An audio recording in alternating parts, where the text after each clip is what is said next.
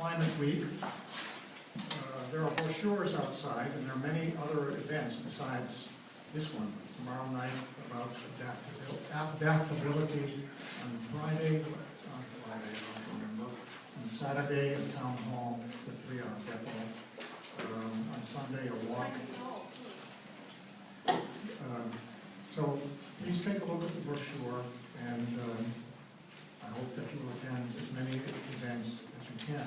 Climate Action Brookline has collaborated with many other organizations in Brookline to put together the program this week. This is a major effort for Climate Action Brookline to provide education and inspiration, and hopefully people, based on that, will make decisions to take not only the stand of climate change mitigation, but to take the first step. So this is about community shared solar tonight. I just wanted to say a few things about the first community shared solar, or one of the first community shared solar programs in Brookline, the Corey Hill Condominium. And we're looking here at the largest, right now, the largest solar array in Brookline, although I hope in the future there will be more arrays and larger ones than this coming online. And this has now been in production for about a year. And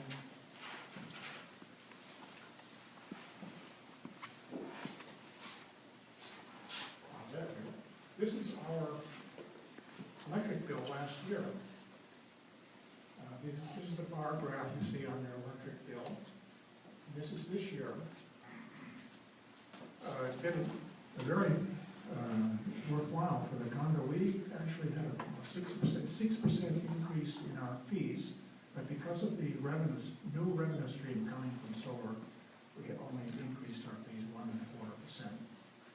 So that should be an attention getter. And our little project joined a lot of other projects that are already in place in Brookline. In 2014, as a result of the Solar Rise campaign, over 60 new contracts signed, 42 were installed in 2014, and so far from 2010 to 2014, we have 108 installations in Brookline, a capacity of 646 kilowatts. Now, I just wanted to show this slide to remind to pick up the flyer that's outside on the desk. This is for a follow-up meeting to today. We're hoping that if you're interested in community shared solar and want to work to bring it about in Brookline and learn more about it, that you will put in your calendar for next week, 6 o'clock, room 111 in Town Hall. So take a copy of this flyer. And on the back is a URL that will take you to Dropbox, which has the files for tonight's presentation. So you can look at the slides in more detail and some other documents that are created there. So here it says, if you missed out or couldn't participate in Solar Rise Brookline, here could be another opportunity for solar. And this is the sort of nutshell for tonight. Those without a sunny roof, renters, houses of worship, nonprofits, and business, now is a good time to act. Costs have come down, excellent financial return, incentives, and attractive financing available. Brookline will be a leader in community shared solar. We have 4 presenters who are really very qualified.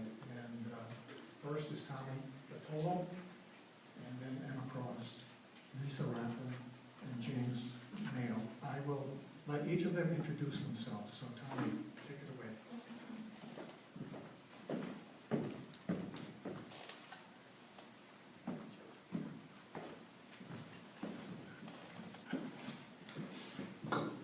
Hi everybody, I'm Tommy Bertolo.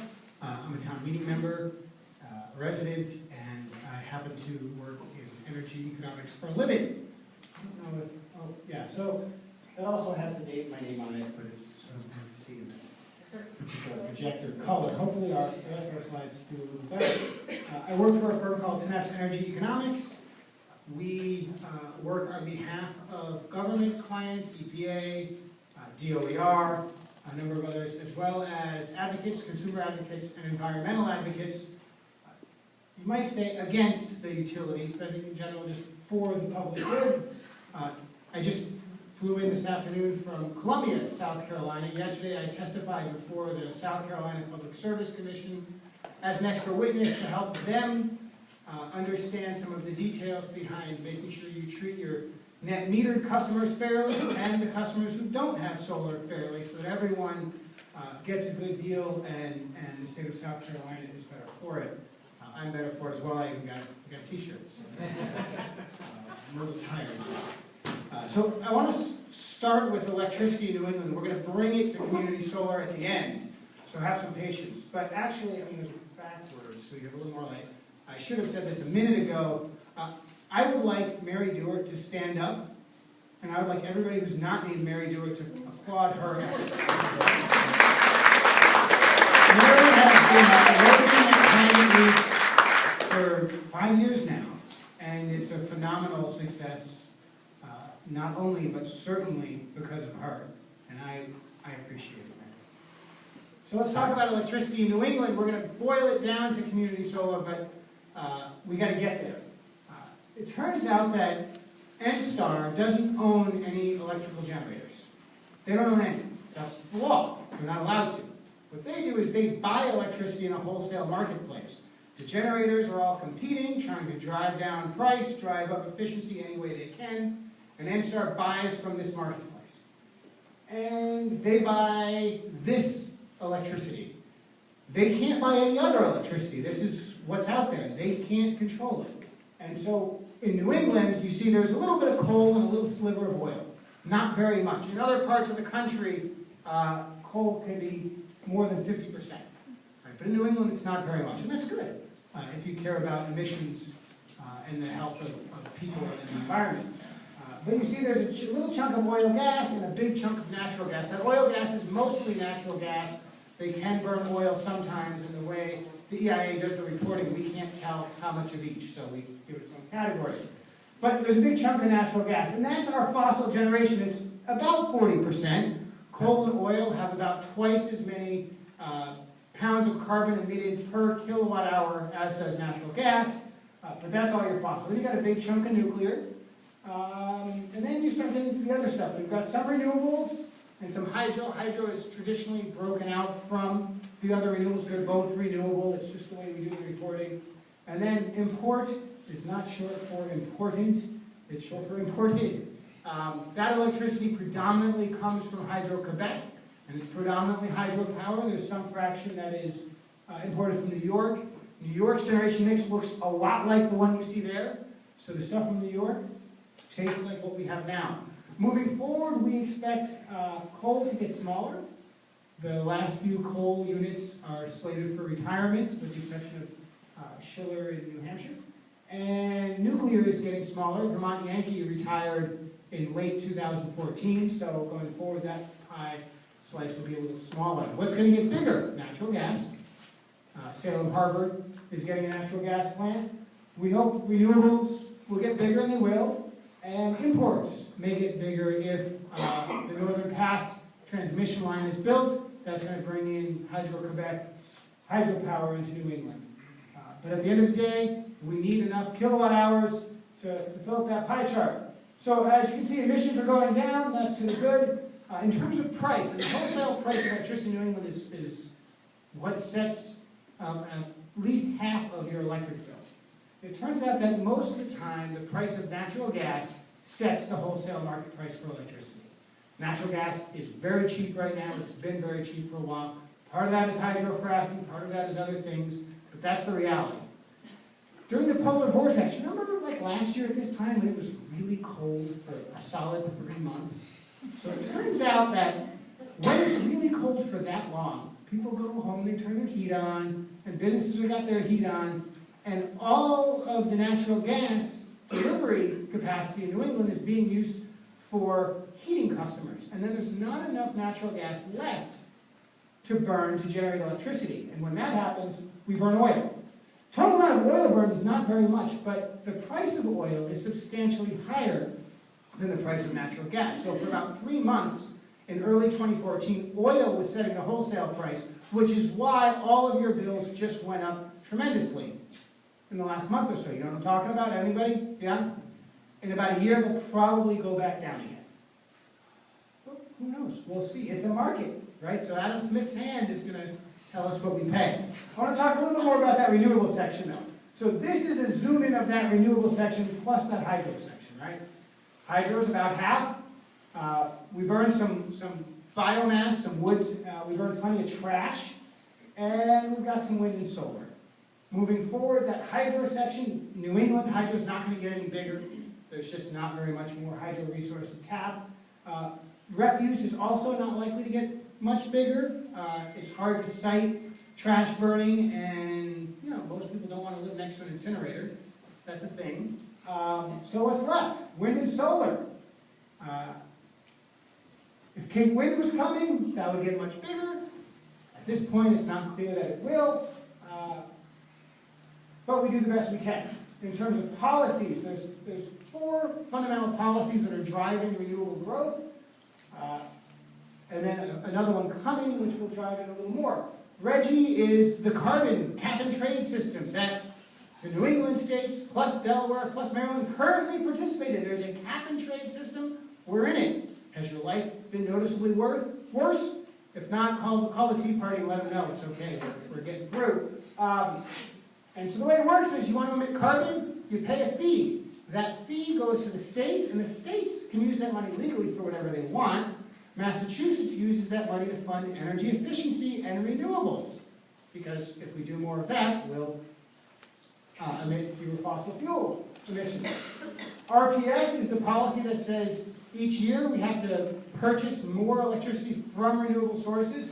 The growth there is primarily in wind, although there's a little bit in solar as well.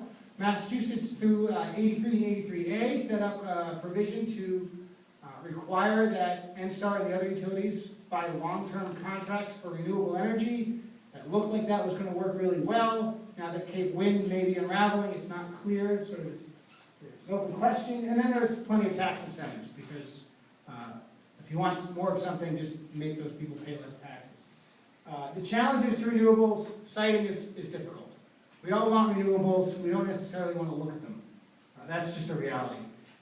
But where there are rich resources, it's not necessarily where there's a lot of people. So we need transmission wires to get the electricity from where it's generated to us. And there's a lot of uncertainty, right? There's uncertainty in the market price of electricity. There's uncertainty in policy. And so that's a real barrier for renewable development. Now I'm going to zoom in on solar, right? So we had the wedge of renewables, and now I'm going to zoom in on that wedge for solar. That says distributed solar. That's actually a lie. It's all solar. This is where the solar energy in New England is coming from. Massachusetts is doing about 75% of it, more than our share, because New Hampshire, Rhode Island, and Maine are kind of lagging behind. Massachusetts is going to continue to grow because of solar policies, the SRI 2 policy put forth by Governor Patrick not too long ago. We'll keep pushing that along. But solar right now is a sliver of our energy, right? It's that little fraction of the renewable and hydro fraction. In terms of our energy, solar is practically zero. So there's a long way to go. And people worry, well, what about when the sun's not shining? Isn't the grid going to break? The answer is no. I want to put this in perspective for you. So my friend Clint Richmond, who lives around the corner, he's got solar panels here. Let's say he's got about a 4 kilowatt system. From the grid operator's perspective on a sunny day, the grid operator cannot tell if either of the following 2 things happen. Situation 1, Clint turns on his electric oven and one of the burners. Situation 2, his prankster son covers all of his panels with a tarp. From the grid operator, that looks exactly the same. Now, if the grid operator can handle all of us turning on our electric ovens all willy-nilly whenever we feel like eating food, surely they can also handle the intermittency from solar panels, right? So we hear a lot of talk about intermittency, and it's not reliable, and that's all hogwash. From a customer perspective, it doesn't matter at all, because the grid is reliable. And from the grid operator's perspective, we don't have anywhere near enough solar, and we won't for many years for this to be a concern. And between now and then, it's the grid operator's job to make their grid more robust so that it can handle more. So when you hear intermittency, just say hogwash. You know what you're talking about. The other thing I want to point out about solar is, it's true. You know, the solar panels don't generate a lot of electricity at night. Turns out we don't use a lot of electricity at night either, right? It turns out that the output of solar panels in New England is coincident with when we use electricity. And so the solar panels are producing the electricity when we need it most, when it's the most valuable. So that's a real asset, that's a real advantage to solar that other intermittent renewables, for example, wind or even hydro, can't lay claim to. So that's a real benefit. So we've talked about energy, we've talked about renewables, we've dived down into solar. Let's talk about greening your household without solar. What are the other options? What else could you do to feel better about your electricity usage if you weren't using solar?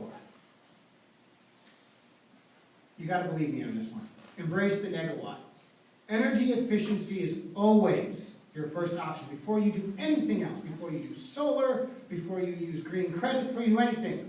Go around your home and make it more energy efficient, because the electricity you don't use is always going to be the cheapest way to green the electricity in your house. Just use less. And I'm not saying put on a sweater and turn the thermostat down to 58 degrees. If you want to do that, feel free. What I'm talking about, though, is not changing your use at all, the way you use your home, but using less electricity in that process. That's LED bulbs. That's air sealing and insulation. That's energy efficient appliances. You got a refrigerator, it may as well be an energy efficient one. And when your refrigerator starts getting on the fritz, or you really feel like you need a new one, you get that energy efficient model. Don't put the other one in the garage. That's not energy efficient. That's spending a lot of electricity to keep beer cold. If you're going to drink some beer, just put it in the fridge like everyone has always done for all time. Throw the old refrigerator out. Rip the door off so kids don't get stuck in it, and get rid of it.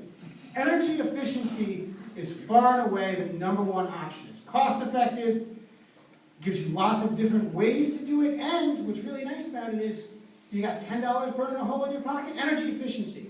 You got $1,000 burning a hole in your pocket, energy efficiency. It doesn't matter how much money you want to spend, there's an energy efficiency action where you can invest that money wisely. So it's nice because you can do this incrementally. You don't have to do it all at once. Energy efficiency, embrace the negawatt. Another option is retail green electricity. The idea here is you're going to buy electricity, but it's going to be environmentally sound electricity. There's a couple of different ways we can do this. My slide changed a little bit. I don't know what happened, but we'll make it work. Tommy Vitolo is not a seller of green electricity.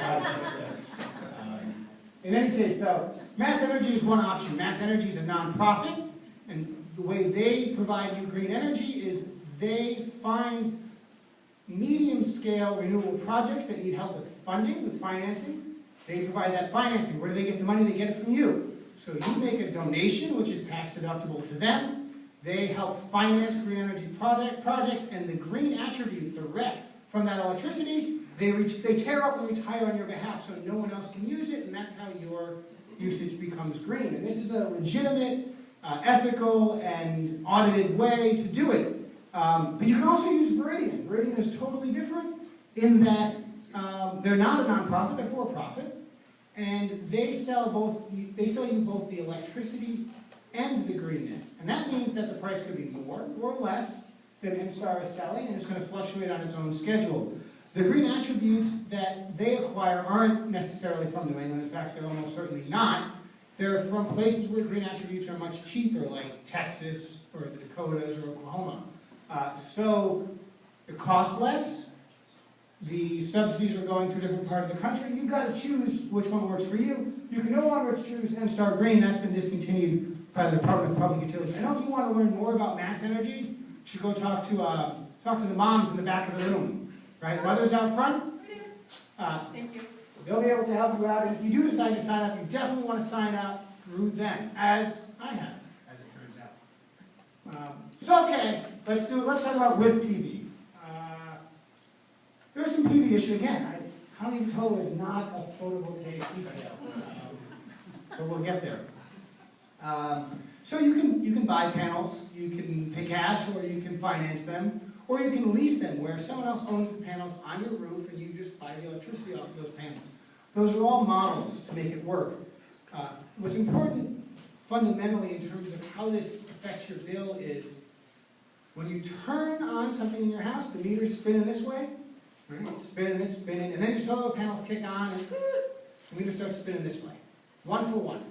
And so every kilowatt hour you consume costs you 18 cents, roughly. Every kilowatt hour you produce takes 18 cents off your bill.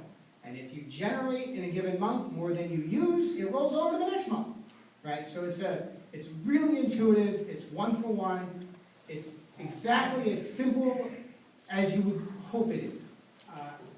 And what's really nice about it in Massachusetts is you can net meter your own bill, or you can roll off somebody else's bill. It doesn't have to be on the same location, which is somewhat unique, and it's what actually allows for community solar to be a thing. There are SRECs, which is a financial incentive where every time your solar panels generate 1,000 kilowatt hours, you get paid a couple of $100. Exactly how much? Well, it depends. For how long? Well, that also depends. So read the fine print and listen to folks who are speaking after me. There are also tax incentives of various kinds. The financing is tricky. You want to work with folks who know what they're doing. You don't want to figure it out all on your own. There's a lot there. But there are people who install, who know how all of this works and can work through it. But my roof won't work, you say. Who says? I say. This is my house. Right? That's my house there, 153 University Road. My house, the roof doesn't work for 2 reasons. It's oriented the right way, but those trees to the south, southeast and southwest, they're not on my lot. Even if I wanted to cut the trees down to get full solar exposure, they're not my trees. So I'm shaded too much of the day. Also, the red roof is 100-year-old slate, and it's still in pretty good shape, and there's no way in heck anybody's putting solar panels on a slate roof. So I can't do residential solar. Tommy Vitolo can't do it. I was in South Carolina yesterday explaining to folks how to do solar for the entire state of South Carolina, but I can't do it myself. That's a real thing, right? And there are other reasons why it might not work for you. Maybe your roof isn't brand new. Maybe it's 10 or 15 years old, and so you're going to put the panels on, which last 25 years, but then 10 years from now you're going to need to replace your roof, which is now under the panels. So it's not always a great idea. If the roof is more than 6 stories high, it can be more expensive for engineering costs and other reasons. Maybe the roof's facing the wrong way. Aesthetics is a real thing, and I hope people can think about this in a way that's fair and sensitive, right? It's not just if you live in an LHD or an NCD where you might be concerned about aesthetics. Other people might be as well. But particularly in LHDs and NCDs, while solar panels aren't prohibited, you have to remember this is a neighborhood where people really value the aesthetic that is 100 years old. And if that aesthetic is important to you, the silicon panels on that front roof is sort of a conflict. Some might say so is the car parked in the driveway, but it's a thing, right? So there's lots of reasons why, even if you own your home, solar panels might not work for you. But then you might own your home and not the roof. You might be in a condo, and well, hopefully you can get your condominium like David did to go for it. But if you can't, this is a way. And maybe you're a tenant. Maybe you rent. You don't own any roof, but you still want solar. So all of these are reasons why your roof doesn't work. And if it doesn't work, community solar, right? Community solar cost is comparable. Sometimes it can be a little cheaper. Its location is Tommy Vitolo. The community solar site can be anywhere in the service area, anywhere in NSTAR's territory, and that's perfectly fine. In terms of billing, it's the same idea. Every kilowatt hour that solar panel generates somewhere else comes right off your bill. Maintenance is typically included in that contract. And if you decide, 10 years from now you want to move to South Carolina, what do you do with those panels? They can be resold. They can also be donated to a charity.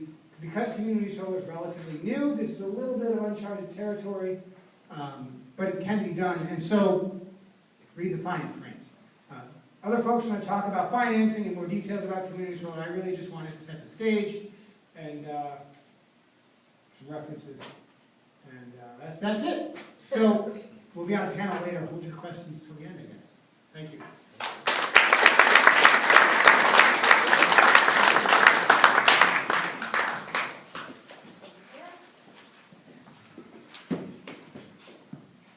Hi there, folks. My name is Emma Kraus. I work for the Department of Energy Resources. I was not in South Carolina yesterday. I wish I was, because snow's not so fun. So I'm going to talk a little bit about how our policies in Massachusetts are supporting community shared solar, and it'll dive into some of the key points that Tommy fixated on, give you a sense of how you can use those policies to benefit you with community shared solar. I'm also going to talk about some key efforts we're working on in terms of community shared solar that will help to, I think, guide sort of different models of how it might work.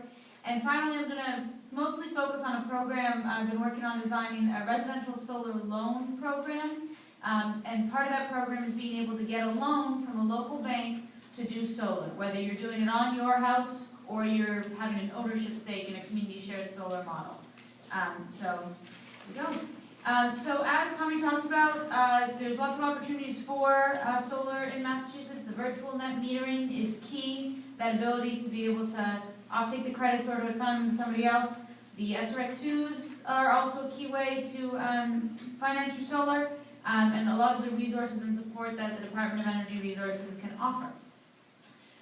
So Tommy talked about the SREC2 piece, and I just want to touch on it a little bit further because it's really the key to making solar happen right now. It provides, economic support and market conditions to maintain expanded PV installations across Massachusetts, and it also helps to control costs. We have a goal that was put in place by our former governor of 1,600 megawatts, and having the SREC2 program is a means to get to that goal. And having that goal also helps us to set policy that allows us to get there. It maintains a diverse market, it can address financing barriers, and it also can minimize regulatory complexity. So kind of some best practices with SREC2 are again listed up here. I don't want to go through them all the way. I want to more focus on the loan program, but I know you guys have access to these slides afterwards, so I thought I would include this for your review later on.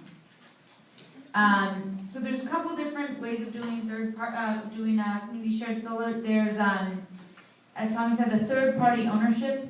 This is where you have a private site owner that they lease the land for the project, and you have a developer who puts the project together. They enroll a participant, they develop a project, they set up a project company, an LLC, who's a system owner, and they host the customers and allocate the net metering credits accordingly.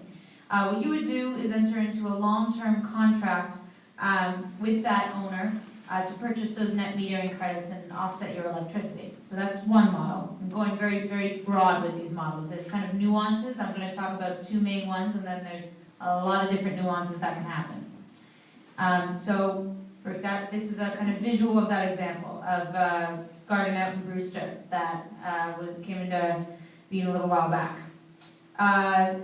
Role of the third-party model is to just, well, we're going to skip this slide. The other main model is a participant ownership model. So this is where you're kind of directly owning your stake in the solar.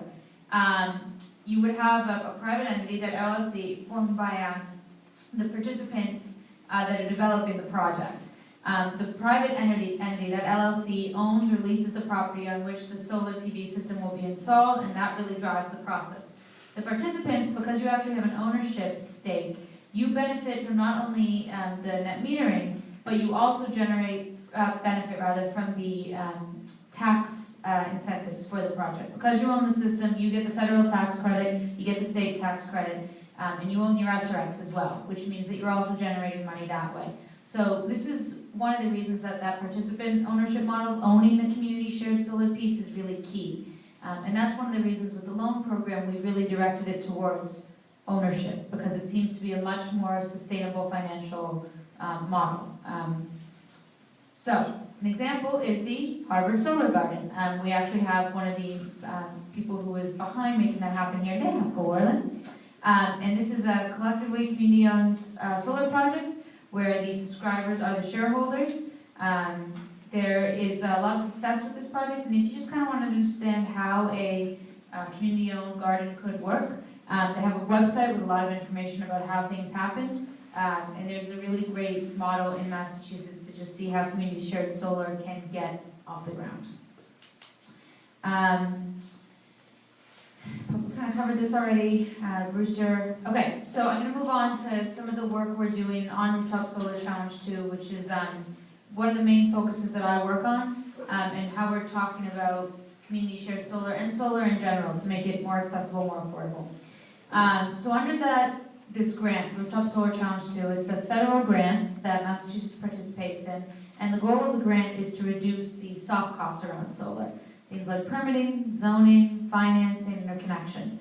It's regional work right now, so I'm continually in contact with Connecticut, Vermont, Rhode Island, New Hampshire to get not only share our best practices, but also get best practices from them and coordinate more as a region, because so many businesses in Massachusetts are also doing business in those areas. So a lot of the things that we're doing in this round specifically that relate to community shared solar, we had put together guidelines, implementation guidelines, as well as recommended models.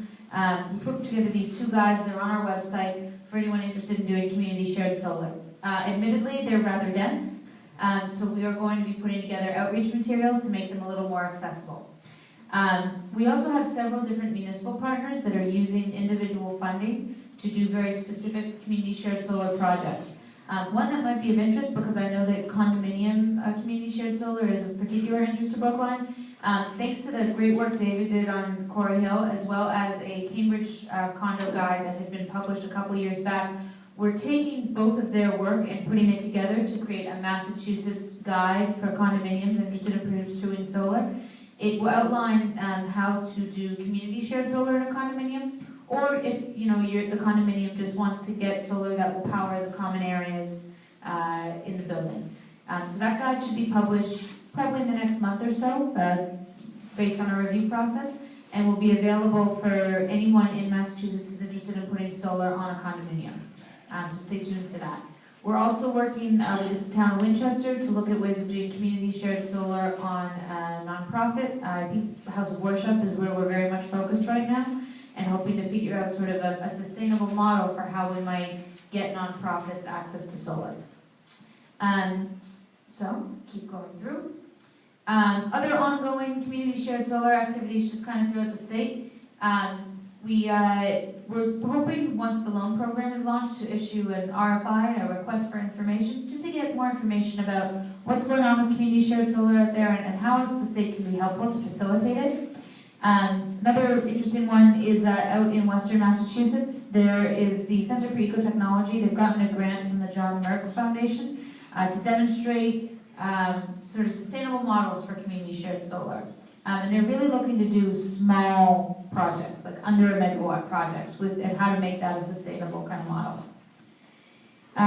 Other pieces of support for community shared solar, if it's a kind of a municipal project that you're involved with, you can get something called Owner's Agent Technical Assistance.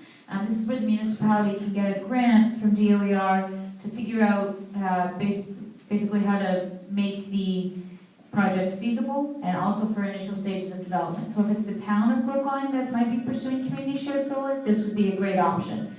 If it's residential, on a condominium or on your home, the residential loan program is going to be a really great resource. And I think I'm going to dive into that right now and give you a sense of it.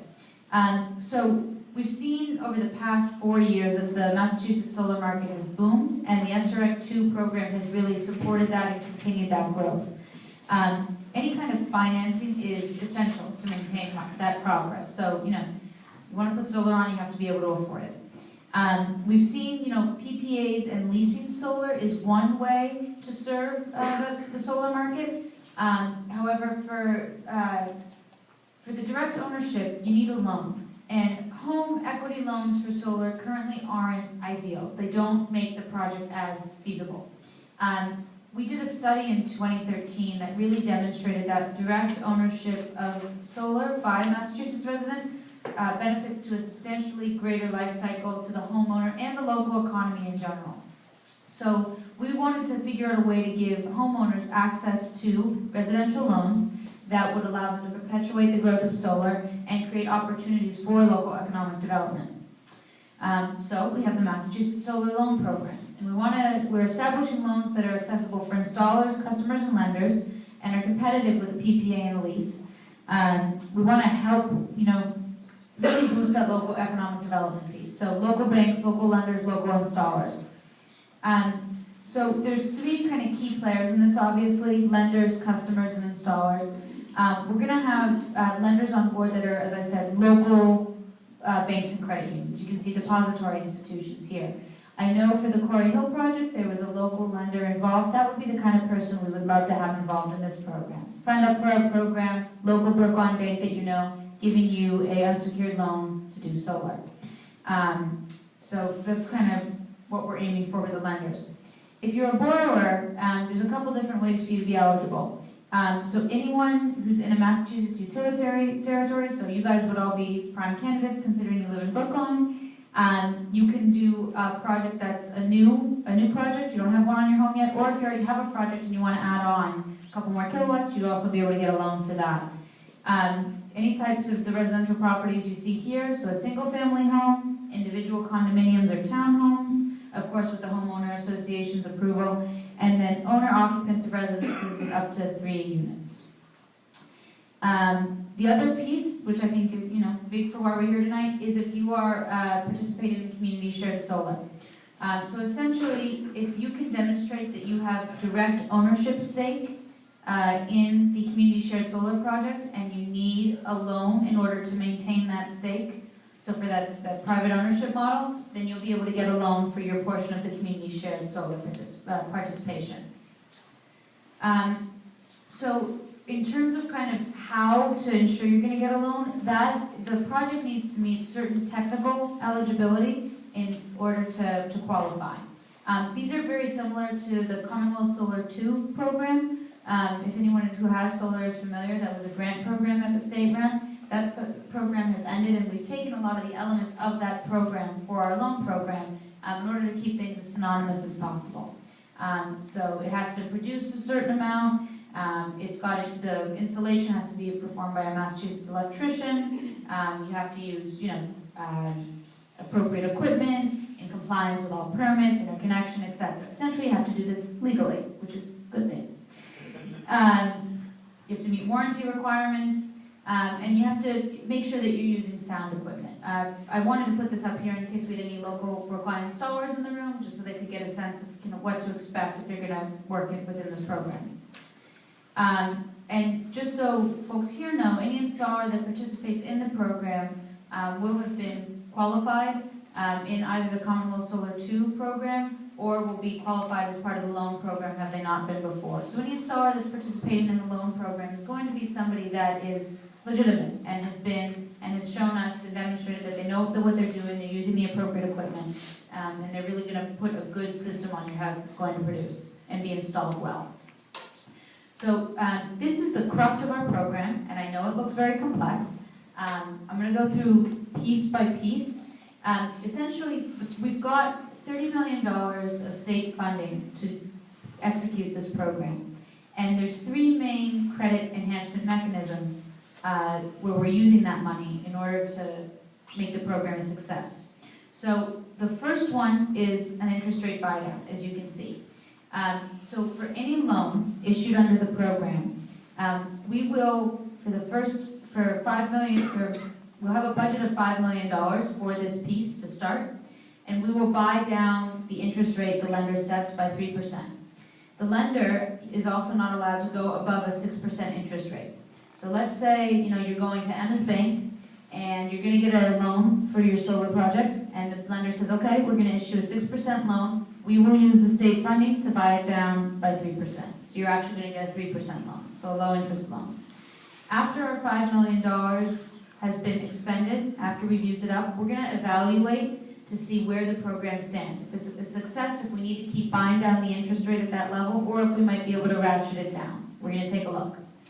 The next phase, moving to that third column there, loan loss reserve, we're trying to get lenders to loan to folks who are moderate income, who might have a slightly lower FICO score. We want to make solar as accessible to people as possible. So this column is really a carrot to try to get lenders loaning to people with a slightly lower FICO score. Essentially, we'll be giving lenders a little bit of money as a reserve to make them comfortable to loan to folks with that slightly lower FICO score, so that should somebody default, they have a little bit of money to pay themselves back. So that's sort of that portion there. We've done a lot of work in looking at this, and majority of Massachusetts residents are actually at a pretty good FICO score, so your FICO score is at 720 or higher, which is great. So we don't anticipate this piece being for a large portion of customers, but it is a way to encourage lenders to get down to a little bit lower FICO scores to try to broaden solar access across the board. And the final column, you see at the end there, is for moderate income loan support. So like I said, a big goal of this program is to expand solar access. In the program, you would submit information through whoever your solar installer is to demonstrate that you are of moderate income and that you would be able to you would be able to have access to this part of the program.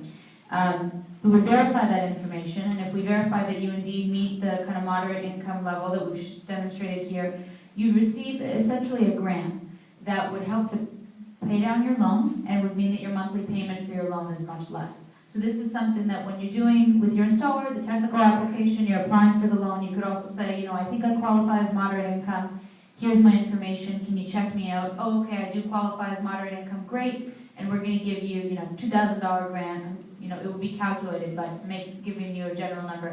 Give you a $2,000 grant, so now your $20,000 loan has gone to an $18,000 loan, and your monthly payment is less and more accessible. So here's like a couple of examples of what it could look like.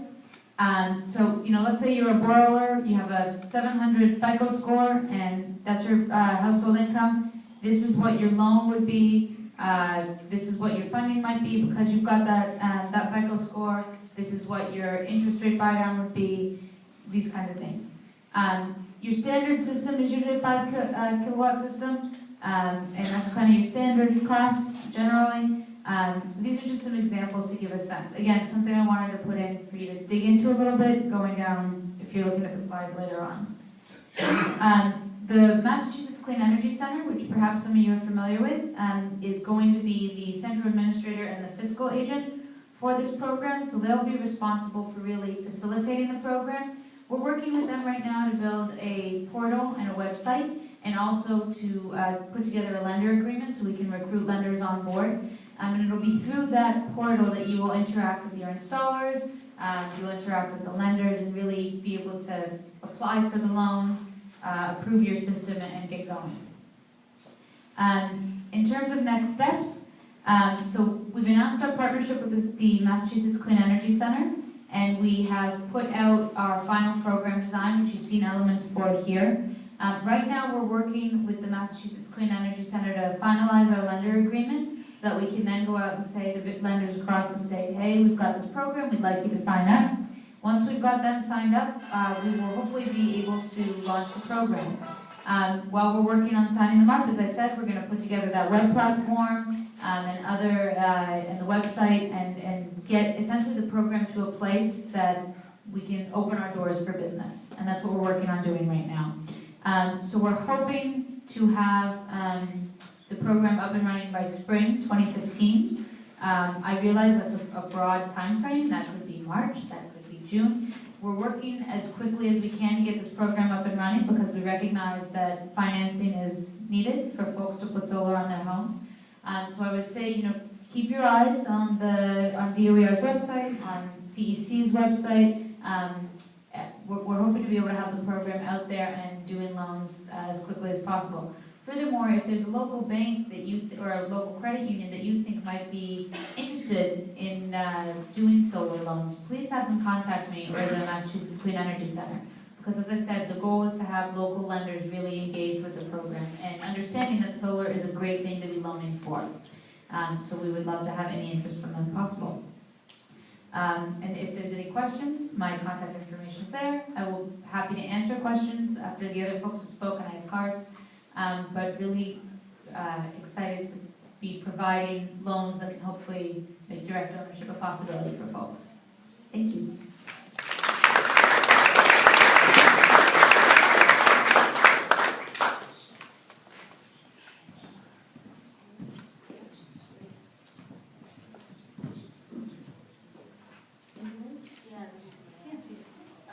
Hey, David, how are we doing on time?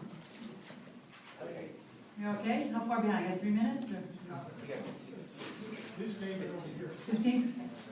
Hi, my name is Lisa Raffin. I'm with Sunbug Solar, and I'm here tonight to talk to you all about community shared solar from, hopefully from a practical perspective. I'm going to key in on one project that we did. It's actually a condominium for David over in Fort Hill. And we'll take it from there. So, orient myself. All right. So, for those of you who are not familiar with the 2002 Climate Action Plan in Brookline, here are some of the goals.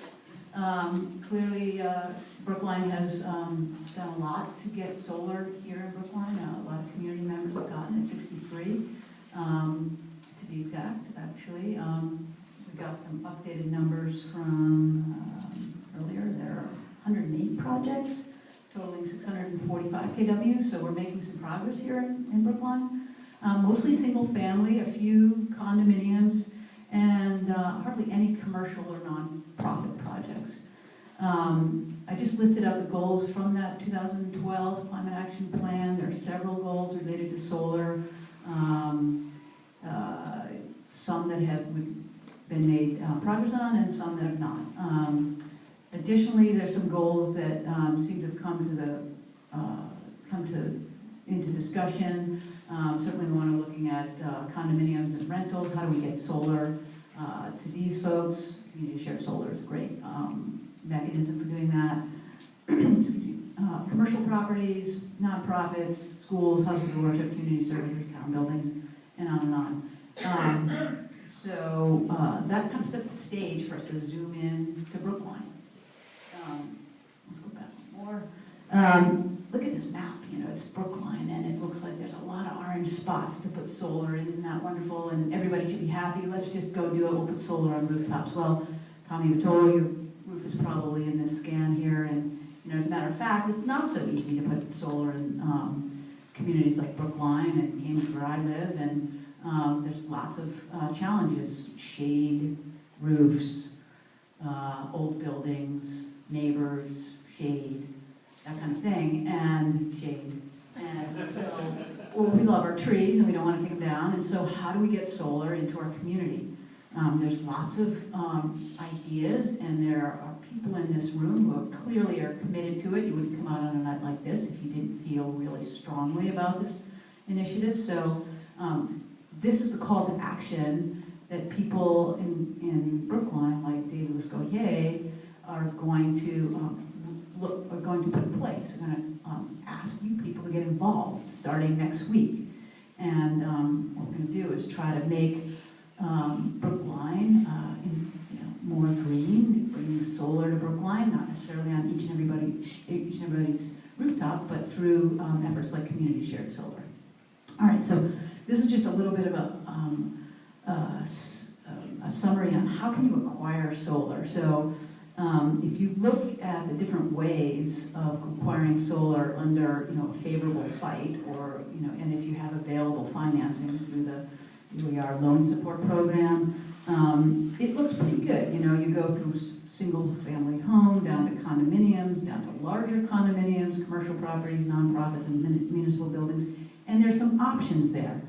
But if you don't have a good site, over on the right-hand side, that right-hand column, what's available to you is community shared solar. Whether you are a single family homeowner, a renter, all you really need is to pay a bill, an electricity bill, and everybody pays an electricity bill. We heard from Tommy earlier, everybody has one. So that gives us an opportunity to really market community shared solar out to the entire community. And how do we do that? So different ways to envision community shared solar. I think the classic paradigms are a big, large field that we want to like put, 1 to 2 megawatts of solar in, and it's good. You don't want to use that field for anything else for the next 30 years, so you do that. Well, that's a little tough to find in communities like Brookline, and so there are people out there, there are developers out there looking for these opportunities, and there are a few of these types of projects being built here in Massachusetts. But I think what I want to focus on tonight is something a little bit more, down to the local scale, something that we can activate these projects in, inside a year, rather than a multi-year, multi-megawatt, large utility scale project that, will get done, but it'll be more difficult and steeper hill to climb. Using Brookline's urban rows of attached buildings to set up community solar projects, that's an interesting concept that I think, Tommy perhaps is the originator of. I don't know exactly where it began, but, discussion of that, how do you use Beacon Street and come out, and is there a way in which to use these pathways for solar? Another, thought-provoking concept that could be, breakout committee to explore that. Community connection program, so houses of worship and their members. In a while, we'll hear from Jim Nail, president of Mass Interfaith Power and Light, talk about houses of worship and nonprofits. Sunbug has done quite a fair bit of work on houses of worship, and it tends to be a really nice focal point for solar that ends up catalyzing a lot of people around how do they get solar, how can they get solar too. So it's very much a community grassroots initiative. There's lots of ways in which to make these projects work, and they are community shared solar projects in some form. And then there's the two models of community shared solar that Emma discussed earlier, so the participant ownership model and the public lease model. I'm going to drill into the top one. I'm not going to talk about a public lease model. If you guys have the the wherewithal and tenacity required to go through the whole public lease model and the time, go for it. But tonight we're going to just focus on this, or something like this, which is the Quarry Hill Condominium Association. It was a project that came about, David, in 2011? 2009, okay. It was completed last year, so it took some time to put together, and it was not conceived as a community shared solar project. In fact, it was conceived of as a solar project for a condominium, right? And for condominium unit owners that were completely motivated, at least some of them were completely motivated to get solar. Our work with David, the board, and the unit owners there, we came up with a model that really achieved all the goals that we set out, which is to allow for ownership of the project, maximize the incentives of all of the unit owners and the association, leverage the strength of the financial strength of the association, and deliver solar so that it could be a project that works for the unit owners as well as the association. And so this is just a kind of a diagram of how the project laid out. The Condominium Association was able to get bank financing for the project. They pulled the rest of the money from the reserve. That's over in the upper left. Where's the? Upper left. And the Condominium Association purchased the system from the installer. Okay, so that's the whole purchase side of the project. On the right-hand side, you have the benefits coming back into the Condominium Association. We get electricity savings, and then we also get the SREC payments for generating generating solar renewable energy credits. So that's money that comes back into the condominium and basically pays off that loan, and it goes back into reserve and will, essentially benefit the unit owners. The unit owners, by virtue of having ownership in the association, are allowed to get the federal tax credit as well as the state tax credits. And in this case, they developed the model such that there would be no special assessment.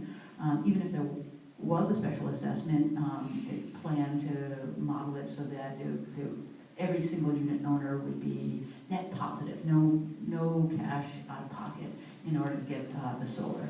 So this model, there's several iterations, and when the final iteration came to fruition and the board voted on it, then we went out and educated unit owners. Well, they were doing a lot of that,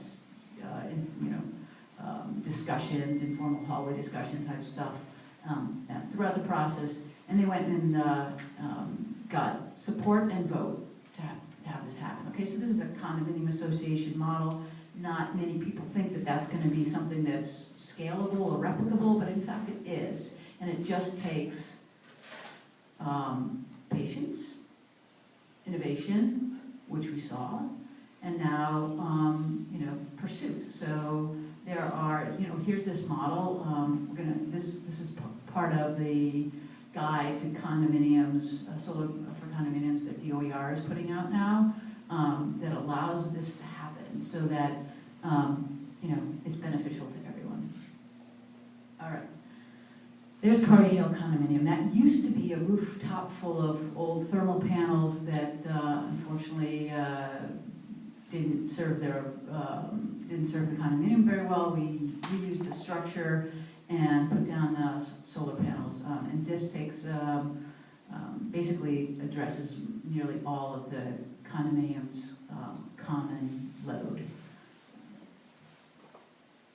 All right, so how do we envision translating that informal community shared solar project into something that might be scalable and replicable if it's not a condominium? Like this participant model that we've seen happen, that Emma was alluding to, it requires that the members of the LLC have a stake and an interest and ownership in the LLC, which is regulated by SEC. So you have all of the sort of complexities of being an investor and reporting back to investors. What we're conceiving of here, and we're looking for people to raise their hand later on to say, yeah, this thing makes sense, and I would like to participate in figuring out how to make this happen, is a solar association. So take the condominium and strip that out and make a solar association that operates the same way a condominium association would. Okay, so you need to figure out how do we get this financed? How do we set up the legal structure that parallels or mirrors a condominium association, and do that same thing, right? The difference being here, perhaps some of the members make a capital investment. You figure out where that some of the cash comes from. Instead of SRECs going back into the condo association and into the reserves, they're used for operation and maintenance of the system, and then the balance can be returned to the unit owners. Net metering credits, and since there's no load that we're actually going to be, you would be tying into, you'd be virtually net metering all of the solar energy out to the members of this community shared solar project. You would take 100% of that energy and it would go down to the association owners. So this is the kind of thing that, I don't think it's been done before, but of course, we didn't get the condominium association eligible as a community shared solar project prior to Corey Hill. So Corey Hill was the first time that the Clean Energy Center recognized a condominium association as a community shared solar project. So this could be a first as well. And Brookline could be the leader who does this. Sitting next to Haskell Worland, who worked on the Harvard Garden, and when Emma commented that here's the Harvard Solar Garden that can be done, and Haskell said, never again, right? Because it was so much work and it's so hard to make it happen, and you need the 1603 grant, and you need X, Y, Z, and, you know, that was a first, and is it, you know, do you want to replicate that exactly again? Probably not. He's shaking his head. So we need to find, it's important for this community, and every community, to find scalable ways to do community shared solar. Use this as, you know, use this as a prototype and kick it around and see if it's going to work for another non-condominium, see if it'll work for that. All right, here's a sample residential purchase. It's just clear numbers without any loans. The reason I'm just demonstrating this is for everybody in the room who hasn't explored why financially they might make the investment in solar. This runs through that. You pay about $20,000 for a 5 kW system. You'll get a federal tax credit. You'll get a state tax credit. You have electricity savings, SREC payments, and then after the first year, you're probably going to be halfway towards paying it off. After 5 years, you're going to be in the black, so your payback will happen somewhere in year 5, and then years 6 through 10, you get about another $10,000. I'm just sort of modeling out some conservative numbers. So your 10-year net is going to be 10 grand to the positive. Now, this same kind of modeling happens whether you buy the system for your home and put it on your home, or you are an owner in a community shared solar project for which, it's managed. I think the association would manage it much like a condo association would manage an asset, right? And so, I think there's just devil in the details for some attorney to raise their hand and say, yeah, I want to work on this and make this happen, as well as those in the community who feel like this could be a possibility. Community shared solar, whatever form it takes, these are just sort of the major steps. And I want to just stress that the first step is really, really important. Locating and securing a site is like super important. Without that, you don't have a project. All right, and then the other things will fall into place. And like David did at Corey Hill, there'll be a project that gets created and structured and iterated on, and then looked at and hopefully replicated, and hopefully the best of the learnings of Harvard Solar Garden and Brewster projects can be brought to bear, and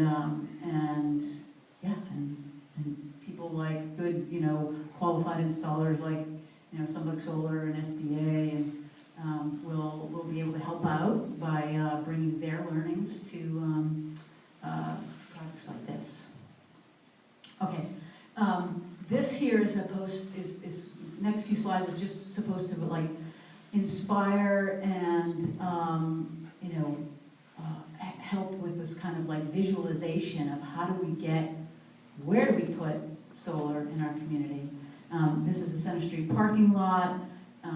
It's been tossed around as a potential site for community shared solar. It also probably will take a very long time, along with the sort of other site that was worked on, Single Tree Hill. But that doesn't mean you have to wait for community decision, for town decision on whether this is going to be a viable site. In the meantime, look for this is Staple in Needham, so look for sites like this. You may not have a site like this. This is snow-covered parking garage, but small parking garages could work, right? Or other parking lots. A municipal garage. This is in Wellesley. Or look for a large building that might be privately owned, right? Maybe they might know the owner of. There's got to be some schools, right? Some private schools, public schools, land associated with that. This one here is in Marlboro. It's a private school. Think about that, take it away, come back on February 11th with ideas for sites, okay? Because that's really like critical. And to move this thing forward, you've got to put the solar panels somewhere. Sure, they can be out in somebody else's community, but you're here in this community. Wow. All right, Next up is Jim Nail. And that's what we're calling it.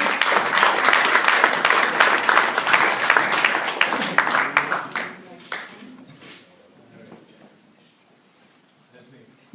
Hi, Jim Nail, President of Massachusetts Interfaith Power and Light. I'm going to change the conversation a little bit, at least to start with. We've talked a lot about the financial aspects, some of the legal, regulatory, all that kind of stuff. So let me get back, for part of my talk anyway, for what is the real reason we should really be doing this again and find it? Why care about climate change, for example?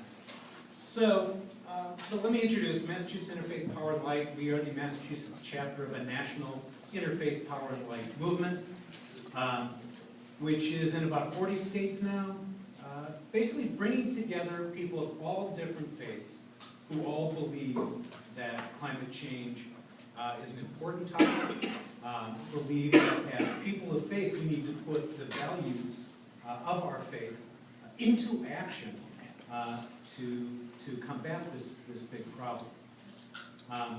Happy to talk to any of you. How many of you are members of the faith community, a church, a synagogue, a meeting? Okay, great. Love to talk to you about your but what does that really have to do with the tenets of that faith, whether it's Jewish, Christian, Unitarian, Quaker, Hindu? Well, basically, every one of these faith traditions, at the core, is about compassion, is about caring for people who suffer from whatever it is. But we know climate change is causing a lot of that suffering, whether it's floods that drive people from their homes, destroy their crops, or heat waves that just kill people outright, or again, damage crops, and cause suffering that way as well. And as people of faith, even if you're not a person of faith, do you believe in the golden rule? Do unto others. Oh, come on, somebody must believe in that. Yeah, get your hands up here, okay?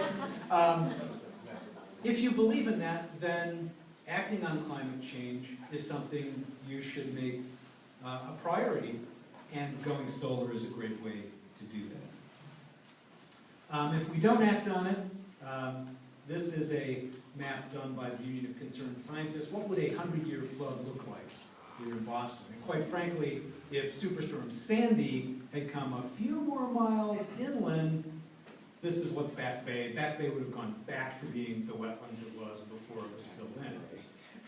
The circle there, for those of you who might be interested, that is Trinity Copley.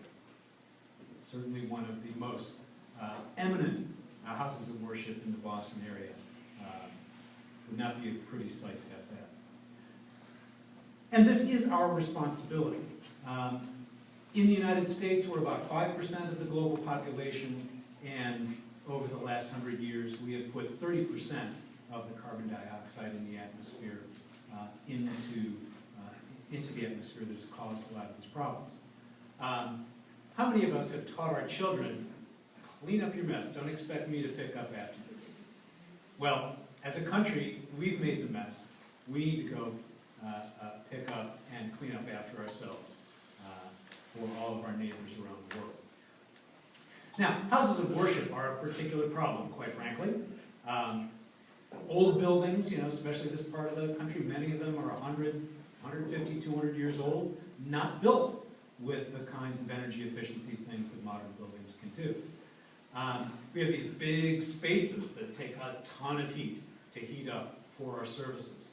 Time and time again, we see members who, they just don't get around to replacing old, outdated systems. So we'll see 30, 40-year-old systems that weren't particularly efficient when they were put in, and guess what? They don't get any more efficient over time. Of course, we all have very different use patterns. We're not like a school, a home, a business, where from 9 to 5 your business is operating, or your school is going from 8:30 in the morning to 3:30 in the afternoon. We've got our Saturday or Sunday or maybe Friday night services at different times. We've got different groups meeting at odd times during the week, so it's very hard to control energy use that way. Typically the management or the people The lay leadership in particular are volunteers. They're there for a couple of years, not necessarily know a lot about how the building operates, don't know about the systems, the heating systems and the other systems, and so don't necessarily pay the kind of attention to them that they should. And of course, they're all challenged with budgets, but quite frankly, the final one, sloth, of course, one of the deadly sins. It's very easy for a member of the faith community who's a leader there to look at all these things and say, oh, this is too hard to do. Oh, we don't have the money. We'll do it next year. Well, the heating system, yeah, hey, we got through this winter, we don't have to replace it. You know? But at the end of the day, that's just kicking the can down the road. That's sloth. It really, to put those values that you espouse into practice, you may just take the bull by the horns and go from this ugly picture on the left to that beautiful picture on the right. Nice, new, efficient system. As Tommy said, efficiency is the best thing to do. And you don't have to be an engineer or an HVAC contractor just to get the sense that that system on the right is a lot cleaner, more efficient than that old thing on the left there. We've had some great successes, and I can tell you a lot of stories about houses of worship that have reduced their carbon footprint by 50, 60, 70%, like the Boston Synagogue or St. James, Cambridge. Out in Amherst, South Church Congregational went net zero energy, right? Net zero electricity.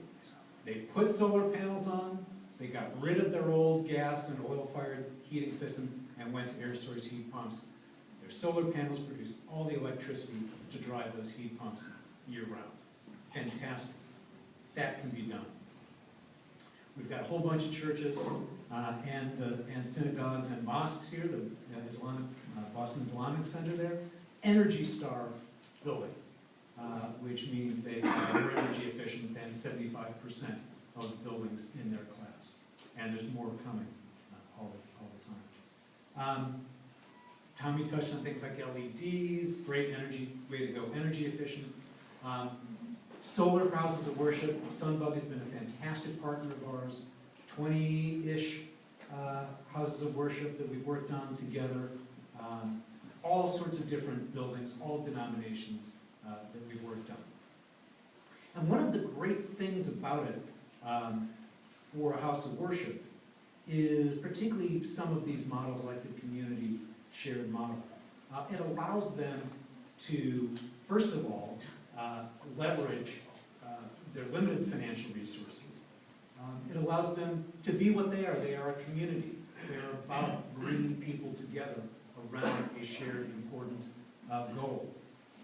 And then when those panels go up on that church roof or on that synagogue roof, and the community sees that, it's a great statement about what that community believes and what they value. Tommy has touched on some of these things about the orientation, the structure. I'm not going to spend a lot of time on that. If you have questions about that, we can certainly talk more about that. There are a number of houses of worship in Brookline that are great candidates. I will particularly point out in the upper right there, that's Kehilloth, Israel. I was up on that roof actually about 4 or 5 years ago, before we started working with Sunbug. In fact, looking at that fantastic roof. Would love to see panels up there. In the middle there is Corey Hill. We've talked a lot about just all sorts of great opportunities here. I want to talk a little bit about a church out in Framingham, St. Andrew's Episcopal in Framingham. One of our early partners that took advantage of our solar program, and it turned out they had this big, huge, look at that roof. This is actually the side facing more north, but on the other side, just as big, facing almost due south. Nothing on the roof in the way. Beautiful. Here you can see the panels on there, and our friends at Sunbug putting them up there. And on the right there's Bishop Cedarholm blessing the panels. He loves writing the cherry pickers. He's done that a lot. They could have installed a much smaller system. They didn't need all these panels to cover 100% of their electricity use. But what they said instead is, you know what, let's cover this whole roof. Let's produce as much electricity as we can because we want to, lower the carbon emissions in Massachusetts as much as we possibly can. So they put all those up. It's about a 60 kilowatt system, so that's producing probably 72,000, 75,000 kilowatt hours of electricity a year. They use maybe 25 or 30. And what they did is go out to community members, both parishioners and other houses of worship in Framingham, and said, you want to buy some of these credits from us? They didn't go into it saying, we're going to build a community shared solar program. They kind of backed into it. But it's working. It's out there. It's a great example of what we're talking about here tonight. A lot of benefits of these kinds of things. Again, by pooling resources, the house of worship doesn't have to deep into their endowment or other funds to do that, but they can take advantage of a lower rate, because as a nonprofit they can't take advantage of the tax credits, but if other owners can take those tax credits and balance out the cost of the system, it can help them be more affordable. I'm not going to go through the numbers. I'm happy to do that later. Here's my church, St. Dunstan's in Dover. Again, my friends at Sunbug, we did a great project there with a lease kind of program, which is a little bit different. But you can see here, even under a lease, that it makes good economic sense. This is not something that solar is no longer something that's new, that's strange, that's exotic. It's really becoming very much mainstream. And in fact, I should probably redo this slide, because since our cost per kilowatt is now up to like 23 cents per kilowatt hour, that electricity value has gone up commensurate, and therefore our payback on that will come down as well. So for those of you who are members of faith communities, I exhort you to join us in leading this care for creation and addressing these suffering that we're contributing to with all of our carbon emissions. And with that, let's get to your questions, and let's get to a panel discussion here about how here in Brookline we can all get together and move forward with this idea of community shared solar. Thank you.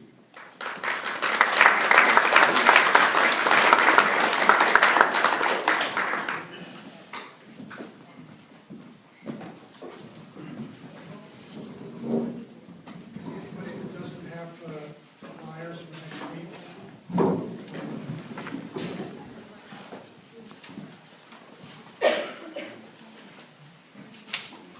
Okay, questions? How do we get, someone mentioned schools with a possibility of putting solar on schools, so we're about, within 5 years, potentially we could have another school with a nice flat roof that is supportive, could support solar panels. How could we make that happen within the town of Brookline?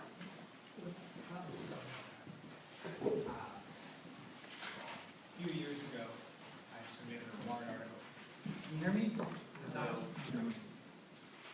The town a few years ago approved a resolution that said all town buildings, town and school buildings, when there is substantial work done on a roof, new or renovated, the roofs had to be made solar ready, which means we do the simple things now in terms of planning so that putting on panels at a later date is much easier and much cheaper. And so, for example, devotion, that's certainly built in already.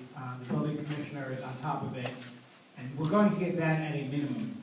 My understanding is that at this point, panels are very much in play, and that we may end up with solar panels on the roof of devotion, whether or not it's owned by the town and used to offset the town's generation, or whether or not it becomes the site of a community solar project or some other formulation.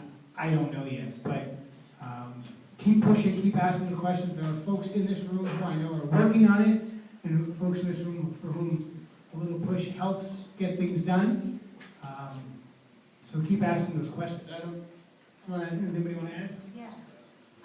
So, perhaps, I'm sure a lot of people here are aware, Brookline is a green community. Green Communities program run out of DOER, where municipalities, once they have been designated as a green community, can apply for competitive grants to do energy efficiency and renewables. Public school could fall under any kind of green communities work. Your DOER coordinator is Joanne Bezzetta, who I believe is in touch with the Energy Committee here, Energy Manager, key folks in the town doing energy work, and she would be somebody to talk to if there's a specific project the town had in mind, especially if it's a municipal building, public school. That might be something where there could be green communities, competitive grant funding available, or even something like an owner's agent's technical assistance grant that I mentioned earlier, to kind of even just look at feasibility or basic development stages for how you would make that happen on the school. And I can, if contact information is needed, happy to pass that along as well. On the one hand, there are certainly advantages to the town to own and operate solar panels on Devotion School. The payback is over a long period, and right now, with the override and all of the need to raise money for that project, it could be that it'll be more attractive to the town to host a project that's organized by an association and has community investors. We'll just have to see how that plays out. That's in the hands of the Board of Selectmen, and there's a series of planning meetings with devotion, regarding the Devotion project, and it's worth going to those and hearing about the plans as they unfold. Is there an organized group, when you sit, Tommy said there are people in the room, but is there an organized group who is pulled together to say Devotion Solar Program and are working together, or is it a kind of one-on-one process? There's certainly a lot of interest on the building committee, the design advisory committee for that school. There's a lot of interest in it. At every meeting it's come up.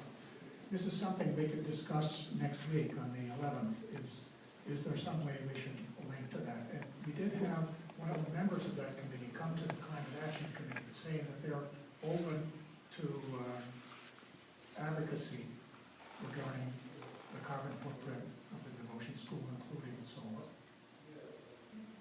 That's another question. Yeah, I want to commend all of you for a really informative group of presentations. It was terrific. I have sort of a technical question, mostly to David and Lisa, on the ownership model. Because once you choose an ownership model, lots happens in terms of tax incentives, in terms of eligibility for various things, and I'm thinking mostly for the tax credit and depreciation. Because if an individual buys a solar system, they can get the residential or personal tax credit. If a business buys it, they have to go through the ITC rather than the personal tax, the investment tax credit, which requires that you have something called passive income, and at-risk rules of the tax code suddenly come into force. So once you move out of the individual ownership into either an LLC as the owner or an association, I would presume, you suddenly have a whole set of new rules on the tax credits. And my question is, when you went with Corey Hill and you had this association, did you get some kind of tax ruling, legal ruling about the eligibility of this form of ownership for the personal tax credit, or was there any question about the eligibility of anybody because of the lending, the at-risk rules? Maybe you could elaborate a little bit on that. We kept it very simple. I mean, this is a whole group of 34 owners. We can't put layers and layers of complications in it. Now, right on the IRS form, it specifically mentions condominiums. The IRS code and the instructions on the form that you use to apply for the tax credit It's in black and white right on that form. Of course, we went through a process with our accountant, the association's accountant, and we needed also to restate our financial statements for the last 3 years for the bank. So all of that was reviewed, and when it came time, we did a printout, beneficial interest, total cost of the project, multiply it by the beneficial interest, that's the amount that each owner put down on the tax form. In our case, we got about $4,000 tax credit this last year. If you do it through an association, which is chartered under the Massachusetts law, Chapter 180 for condominiums, with a master deed and a trust agreement filed with the Registry of Deeds in Norfolk County. The bank looks at that, everybody, it lines up nicely. If we're going to this other model with an LLC, then all of those kinds of complications you're talking about, we didn't get into that. Whirling, you? Yeah, we had that issue that, Maybe you want to come up to the mic. Oh, okay. Well, okay. I think that you have to speak to a really good attorney. I mean, there are several that are working on this specific issue. And Emma could comment a little bit about the private letter ruling to the IRS on Section 25D. Yeah. Hold up so people can hear you.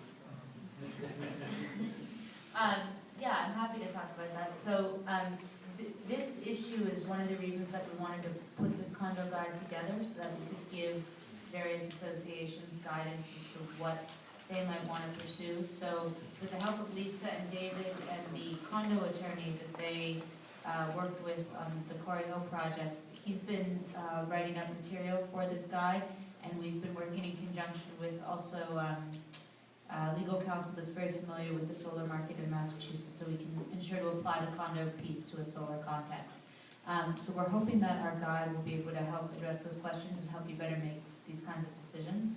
In terms of what Haskell's alluded to, through the Rooftop Solar Challenge grant that I work on, we have also hired separate legal counsel to work on getting a ruling on the IRS Code 25D, essentially so that you would be able to net meter in multiple different places to multiple different owners and get a final ruling on this. It's something that it's going to be a long process, mainly because we have to petition the IRS in a very specific way, and we have to do it very well. We don't really get one shot at it. So hopefully that decision will be able to come down before the end of the year so that people can make good use of it, and we're hoping we're able to get a positive result from it. But on kind of a policy level, that's another sort of initiative to address your question. On a practical level, I'm hoping that the condo guide that we're putting out will help to just provide the guidance for how best to go about this, and we really do try to get into specific legal frameworks in there, understanding that those can be some of the more complex areas in dealing with how best to structure these kinds of things.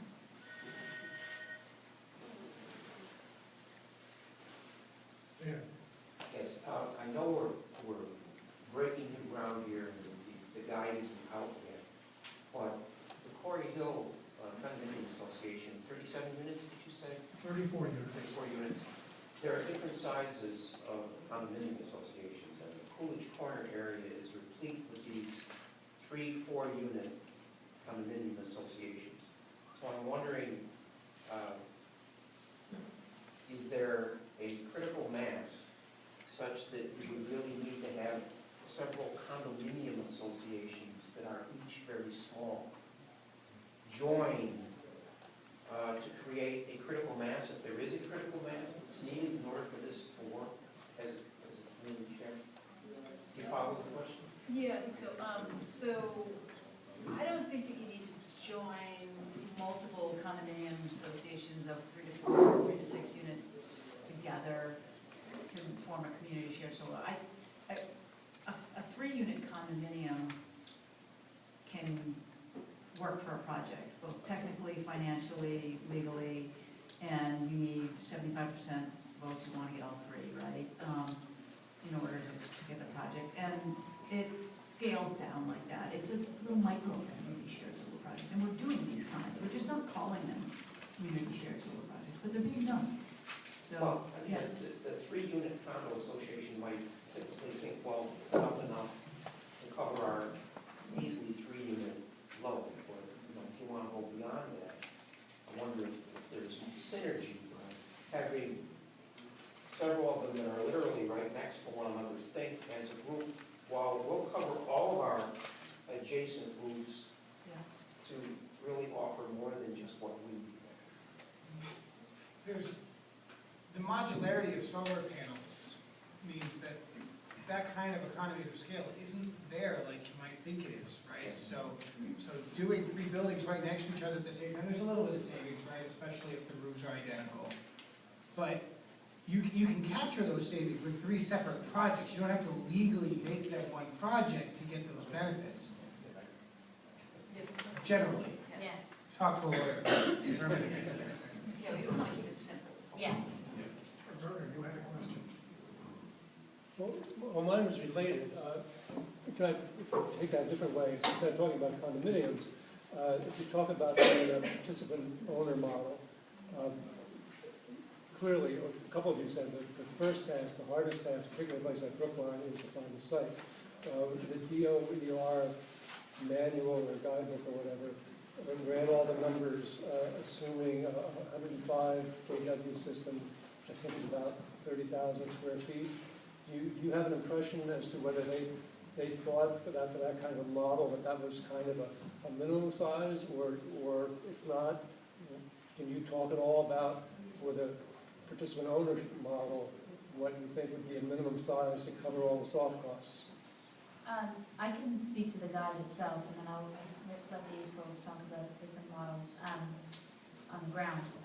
In terms of the guide itself, I think that was just seen as, based on the information that we had at the time of the models we were seeing out there, just seemed like a appropriate piece to work off of, and was fairly kind of conservative estimate to play with. As both Lisa and Tony have said, I mean, it's Tom, my goodness. Apologies. My name was on every slide. I know. I must have snow between my ears. In terms of the appropriate size for the participant owner model, what they've just said applies. I mean, you could do a 3-unit condominium, you could do a 20-unit condominium. I live in a 170-unit condominium. You could do any of them and make it legally feasible, fiscally feasible, etc. The reason that we went with that in our guide was at the time it was kind of what we were seeing from the models that were out there, and we were looking at 2 very specific ones as examples and trying to draw off the knowledge from there. But it could be a project for any time. Yeah. So, Vernon, I think the question is around perhaps what's the minimum size to make a community shared solar project viable? Is that kind of what you're trying to get at? I don't know. But that being said, it's, the larger the better, right? But we ought to be looking for rooftops, 10,000 square feet can get you, about 150 kW. If it's, good clear space. I think I haven't seen the guide, but perhaps the numbers in the guide were, were conservative. That's a good rule of thumb to be conservative. But you get a good rooftop, and you can, if you get 150 kW or 200 kW project up there, I think that is going to be a viable size project to do a community shared solar project with participant owned model that you can hammer through all the legal, and you want to keep it streamlined, right? So you want to be able to keep it manageable from a legal perspective, from a technical, interconnection perspective, from a zoning and planning perspective. So I would go out there and search for spaces that are in the 10,000 to half an acre, 10 to 20, 25,000 square feet, and target rooftop first, because that's going to be cheaper, and go with that. want to answer that, Tom? I go bigger. You go bigger. Well, Haskell go bigger. Yeah, Just because they're fixed costs, you're amortizing them, yeah. and at Harvard we charge $5.50 a watt, which is kind of high. But that's what it takes, because there's so many, like I said, fixed costs or transaction costs, legal costs, Yeah. setting up the SREC, I mean, it's just a lot more. What would be your minimum? Well, Harvard is 524 kilowatts, and it's about a 3.5 acre site. Yeah. And I think anything from 500, 400, 500 up to 800, 900 would be doable in a way that would make sense for people economically. If you have the land. That can be anywhere in Eversource territory.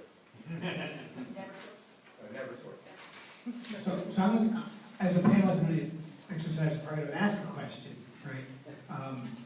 Some of these costs, these soft costs, legal and getting that process right, they're sunk once. And the second project you do in the same community, with the same group, they don't necessarily have to pay those costs a second time. Or if they do, it's much easier the second time around. So the question I would ask is, the numbers you're giving, maybe that doesn't have to be a single site. Maybe that's the vision for, by the time you've done your 6th or your 7th or your 8th project, you've hit numbers at that size. And as long as you're going to get to that many projects, eventually, maybe you can bite off smaller bites and still recover those sort of fixed costs or sunk costs over multiple projects. Is that a reasonable approach? Very informal question. You know, I mean, experience is the answer. We have to have the experience to have the answer. Okay. If we can get multiple sites with the same legal structure, I think the legal structure is the key element to making this work and getting one legal structure that works before they change the rules yet again. Right. Because we had SREC 1, now we have SREC 2, totally different rules, totally different compensation. So, you know, you have to keep adjusting to the policy that exists at a given time. So you might have it down perfect, and then you're going to have a whole new declining block incentive program, for example. Hi, this is a very impressive variety of recipes that you're proposing, and you've done an amazing job of laying out all the alternatives. But there's one I haven't heard about. I just went online last week and zeroed out my home on solar. I used this company out of Colorado called the Clean Energy Collective, and my bill is going to go down by 5% for the next 20 years. I didn't have to do anything with legal fees. The array is going up in July, somewhere in eastern Massachusetts. I don't quite know where yet. But, I mean, it's terrific to have this ownership model and think about all the possibilities of, you know, capturing the SRECs and all that, so on. But I just wanted to have my home run by solar, and I save money. I mean, I just would like the panel to address that model. I think that guy right there offers the same program. He's offering the Colorado Energy Collective. No, they're two different companies now. It's Clean Energy Collective. The Clean Energy Collective and Next Up Living, they didn't join up after all. They were going to work together, but they decided not to. So it's good, we actually have competition in the state, and as far as I know, those are the only two that are offering this model. But my house is gonna be running on solar, I'm gonna save money, and no one has to deal with a lawyer. So I just want the panel to address this, you know, I'm done. Absolutely. And Mothers Out Front is offering something similar. There are various. I just want the audience not to leave without knowing that there's a very simple way to do this, and you don't have to actually own the panels. And I just wanted to say why I'm here, actually. We are signing folks up if you want like a 20-minute phone conversation with Next Step Living to explain how community solar can work for you. These are all Massachusetts-based solar farms, and you can actually get into the program. You don't have to have a lawyer or have your house in a situation where you can actually have. I just think that, I think the simpler model does need to be presented here, and I call him, but also call Clean Energy Collective, because it's great to have two bids and let the competition know you're dealing with the competitor. Oh, you've been locked in for 20 years? Yep. Yep, and although there's, if you absolutely have to, you know, move to a smaller house and you no longer justify that consumption, there is a 6-month sort of exit process. With ours, you can actually sell it and or give it away to It's a rather lengthy contract to read, but I had a lawyer look at it with me. Pretty boilerplate.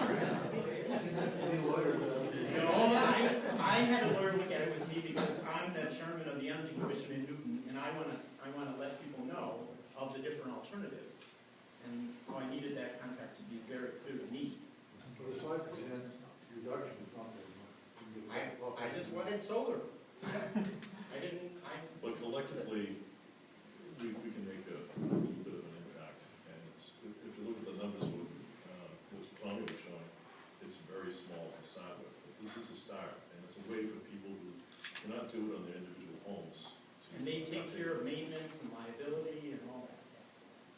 But is that really a different model, or is he not just bearing the fruits of the kinds of projects that you have been talking about tonight coming? Yeah. It's a way that's very customer friendly to participate in solarizing your consumption of electricity. And that's the emphasis. It is, I would agree with you, it's part of the, it should be in the basket. Community solar is a big tent, and there's a lot of different flavors, Eric's right. You know, and not one size fits all. We're experimenting, we're trying new ideas out. One thing I do want to say, though, is that the whole premise for any of these models works only because of the virtual net metering that Massachusetts has been the leader in the country on. And that is being threatened right now because there's a policy shift. There's a group called the Net Metering Task Force that's meeting currently, this next meeting's on the 12th. If anybody wants to attend, it's 100 Cambridge Street, 9:30. And they're going to come out with a report at the end of March, supposedly, maybe, which may change all this, which may make it more difficult to net meter and to assign credits. There are several bills in the legislature, one of which is sponsored by Representative Smizek, who's championing this issue. It's House Bill 2050 and Senate Bill 869 that will lift the net metering cap by 2% for public projects, 1% for private projects. This will be a short-term, immediate relief from hitting the net metering caps, which in some parts of the state we're going to hit in the next several months. The other bill that's out there is from Senator Eldridge and Representative Coulter, and that's Senate Bill 1616, House Bill 2297. And what that does is it makes community solar projects tax exempt from local taxation statewide.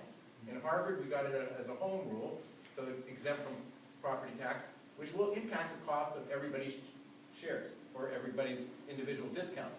Because once you're starting to pay commercial property tax, that's going to be a big impact. So that bill, that's Senate Bill 1616, also raises the net metering cap to the 1,600 megawatt limit.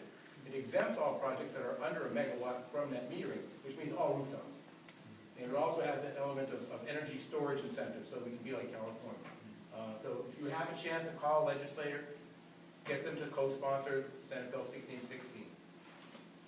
House Bill 1616? That's Senate docket 1616. Senate, and the House is 2297. And Frank did co-sponsor that bill as well. Thank you, Frank. The House deadline passed at 5 o'clock today. We're done with House bills. The Senate is indefinite though. Correct. For co-sponsorship. You can still support the bills. Yeah, they could still harass them to say, vote for it when it comes up, make sure it gets a good hearing and so forth. That's right. Can you explain, since we're all coming to you, the net metering task force, you said there was a group that's working against the caps. Can you explain those? No, the net metering task force is a 17-member appointed board by the governor, the former governor. And there are representatives of both utilities and representatives of the Associated Industries of Mass, the Electricians, Brotherhood of Electrical Workers. There's also Next Step Living is represented on the task force. We have some solar people from CBAIN, the Solar Energy Business Association of New England. So there's a mix of people that are contributing to this. But what we want to do is to say that over 70% of the people in the state are supporting solar policy. And the amount of money that's being spent from ratepayers compared to the increase that we've seen in the last several months is minuscule. But it's helping to create literally 12,000 jobs in Massachusetts right now. And these jobs are people who are getting well paid at Sunbug and other installers that are spending their money in Arlington. And that money is getting recycled in Massachusetts. It's not going to Canada or to Ohio. This is money that we keep in state. So there's a tremendous jobs benefit, and nobody wants to be a jobs killer. So I think there's a lot of momentum to getting net metering caps lifted. There's no rational, technical reason the utility has to limit the amount of solar that's on the grid. In Germany, as you know, penetration is far higher than anything we have seen here, and their grid seems to be fairly reliable. If you want to learn more about the net metering task force and see the presentations that the consultants have given, it's a public meeting, and you're more than welcome to come and sponsor. Like DOER puts it on in our building. The Commissioner of DOER and Commissioner of the Department of Public Utilities chair the task force. Oversee the work. There's a website. I would just Google Massachusetts Net Metering Task Force. You'll be able to take a look at the website, the participants on it, the work that they're doing. You'll be able to take a look at the RFP they issued for consultants, the work the consultants are doing, presentations, etc. to educate yourself. Take a look. And as Pascal said, next meeting is February 12th, 9:30 a.m., 100 Cambridge Street, conference room A and B. Public comments are always welcome. And I will say, last meeting, Pascal and many other folks included, definitely made a strong push for community shared solar to ensure they really took that into consideration. So it's another good way to engage on the issue. And if you have friends in Western Mass, To the end of our time, one more question? Can I just make one comment on the Clean Energy Collective? If there's another question out there, I'll be quick. Just as in the spirit of disseminating information, Clean Energy Collective initially started out with community shared solar projects in Massachusetts under a participant ownership model. They moved to more of a selling energy at a 5% discount model. And, as a financial investment, if you make a financial investment, you're going to get a return. You could decide to just get the minimal savings. It is an offer that will just get you, by comparison, much less than if you make the investment. So it's a viable model. It's out there for those who want to just get in and do it that way.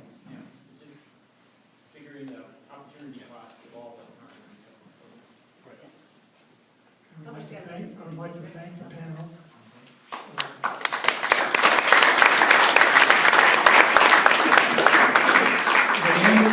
Not giving us a half hour for questions as we had hoped. I want to thank Mary Dork and the Climate Action Brookline Climate Week Committee